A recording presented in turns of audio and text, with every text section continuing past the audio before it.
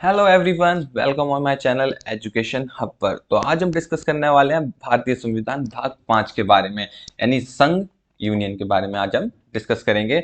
इसके अंतर्गत आते हैं 52 से लेके 151 तक अनुच्छेद।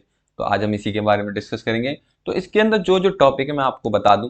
पहला राष्ट्रपति, उपराष्ट्रपति, मंत्रिपरिषद, महान्यायवादी, संसद, सुप्रीम कोर्ट और कैग। ठीक है, इनके बारे में आज हम डिस्कस करेंगे। लेकिन आज की वीडियो में हम डिस्कस करेंगे राष्ट्रपति को। अगले टॉपिक के बारे में हम अगली वीडियो में डिस्कस करने वाले हैं। तो चलिए स्टार्ट करते हैं राष्ट्रपति को। लेकिन वीडियो में आगे बढ़ने से पहले अगर आप चैनल पर नए आए हैं तो प्लीज़ चैनल को लाइक कीजिए, कमेंट कीजिए और सब्सक्राइब कीजिए मेरा यूट्यूब चैनल @एजुकेशन हब 940 को। सब्सक्राइब करना ना भूलिएगा, @एजुकेशन हब 940 को। तो चलिए स्टार्ट करते हैं संघ यूनियन को। तो 52वां अनुच्छेद कहता है हमारा कि भारत का एक राष्ट्रपति होगा, यानी हम राष्ट्रपति के बारे में आज बात करने वाले हैं। तो अनुच्छेद 52 कहता है कि भारत का एक राष्ट्रपति होना चाहिए। अनुच्छेद 53 कहता है कि संघ की कार्यपालिका शक्ति राष्ट्रपति में निहित होगी, यानी जो केंद्र की कार्यपालिका की शक्ति है वो किस में निहित होगी? वह होगी राष्ट्रपति के अंतर्गत। जो भी केंद्र के कानून है वो किसके अंतर्गत शक्ति प्रदान करेगा? वो राष्ट्रपति के द्वारा करेगा। अनुच्छेद 54 कहता है राष्ट्रपति का निर्वाचन। ठीक है, राष्ट्रपति का निर्वाचन करना।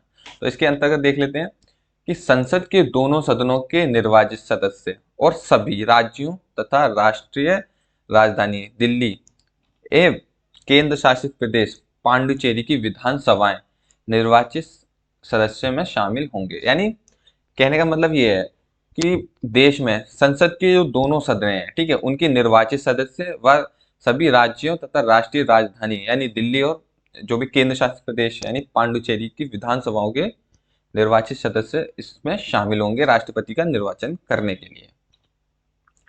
अगला देख लेते हैं। अनुच्छेद 55 क्या कहता है? राष्ट्रपति के निर्वाचन की प्रक्रिया का प्रावधान, यानी जो भी इसके प्रक्रिया होगी राष्ट्रपति को निर्वाचन करने की उसके बारे में इसमें बताया गया है कि अनुपातिक प्रतिनिधित्व होना चाहिए। ठीक है, हर क्षेत्र के विधायक होने चाहिए जो उसका प्रतिनिधित्व करता हो उस राज्य का। ठीक है, जो भी विधायक होंगे उसका प्रतिनिधित्व करता हो अनुपातिक, यानी समान रूप से संसद और लोकसभा के सदस्यों में। एकल संक्रमणीय हस्तांतरित पद्धति होनी चाहिए, यानी एक ही दोनों के लिए एक ही प्रक्रिया होनी चाहिए जो भी निर्वाचित किया जाएगा राष्ट्रपति के चुनाव में। अगला देख लेते हैं अनुच्छेद 56 को। तो अनुच्छेद 56 कहता है कि राष्ट्रपति का कार्यकाल 5 वर्ष का होगा। कितने वर्ष का होगा राष्ट्रपति का कार्यकाल? 5 वर्ष का होगा। याद रखिए, अनुच्छेद 56 कहता है राष्ट्रपति का कार्यकाल 5 वर्ष का होगा। अनुच्छेद 57 कहता है कि पुनर्निर्वाचित के लिए पात्रता। ठीक है, पुनर्निर्वाचित के लिए पात्रता यानी दोबारा से निर्वाचन के लिए जो भी पात्रता होगी वो इसके बारे में डिस्कस किया गया है। ठीक है, अगला है अनुच्छेद 58। ये राष्ट्रपति निर्वाचित होने की योग्यता, यानी राष्ट्रपति बनने के लिए क्या क्या योग्यताएं होनी चाहिए, ये इस अनुच्छेद में बताया गया है। तो देख लेते हैं हम इसके बारे में कि सबसे पहले तो वो भारत का नागरिक होना चाहिए। राष्ट्रपति बनने के लिए कोई भी व्यक्ति भारत का नागरिक होना चाहिए।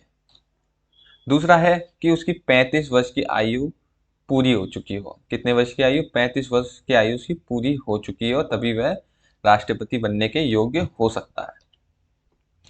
तीसरा है लोकसभा का सदस्य निर्वाचित होने के योग्य हो। जो भी लोकसभा है उसका सदस्य बनना या बनने के लिए योग्य होना चाहिए, तभी वह भारत का राष्ट्रपति बन सकता है।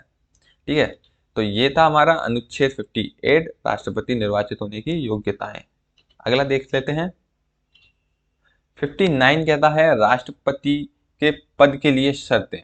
जो भी शर्तें हैं उसके लिए बताई गई हैं कि राष्ट्रपति की लाभ पद पर कुछ ना हो, यानी राष्ट्रपति किसी लाभ पद पर या किसी सरकारी नौकरी में ना हो।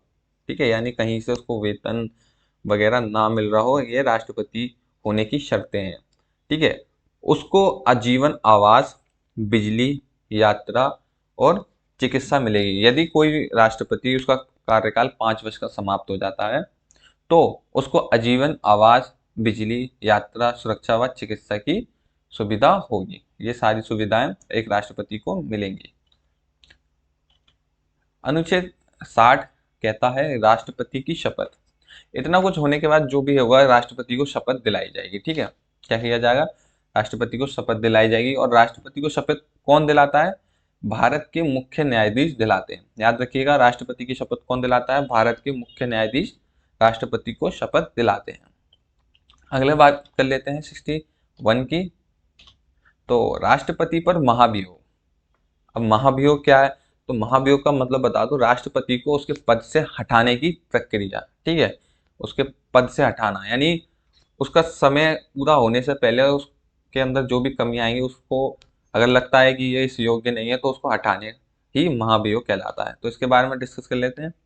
तो महाभियोग की प्रक्रिया कहाँ से ली गई है, यूएसए से ली गई है। याद रखिएगा, महाभियोग की प्रक्रिया यूएसए से ली गई है।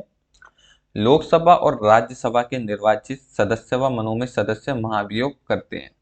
निर्वाचित और मनोमित दोनों सदस्य इसके महाभियोग को करते हैं। याद रखिएगा, जिस सदन को महाभियोग लाना है उसे सदन के 1/4 यानी सदस्य का लिखित घोषणा पत्र होना चाहिए। यानी एक सदन में कम से कम 4 लोगों का घोषणा पत्र होना चाहिए, लिखित। ठीक है, लिखित में हमें ये देना होगा कि हम राष्ट्रपति पर महाभियोग चलाना चाहते हैं।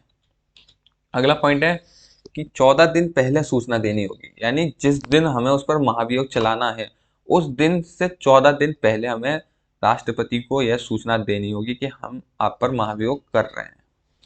अगला पॉइंट है, जो सदन महाभियोग चलाने के लिए लाया है उस सदन के 2/3 सदस्य द्वारा पारित होना चाहिए। यानी सदन में से जो भी होंगे उसमें 2 व्यक्ति कम से कम उसमें से सदन को यह पारित करना पड़ेगा। यदि 3 लोग हैं तो 3 में से 2 लोगों को यह पारित करना पड़ेगा, तभी महाभियोग चलाया जा सकता है।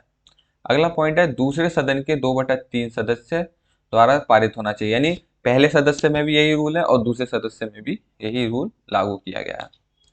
अगला देख लेते हैं कि राष्ट्रपति के पद में रिक्ति को भरने के लिए निर्वाचन करने का समय और आकस्मिक रिक्ति को भरने के लिए निर्वाचित व्यक्ति की पदावधि।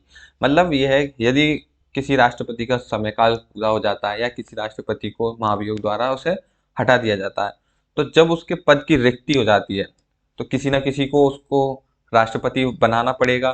तो उस रिक्ति को भरने के लिए जो भी समय या जो भी योजना है उसके अंतर्गत कार्य करना है।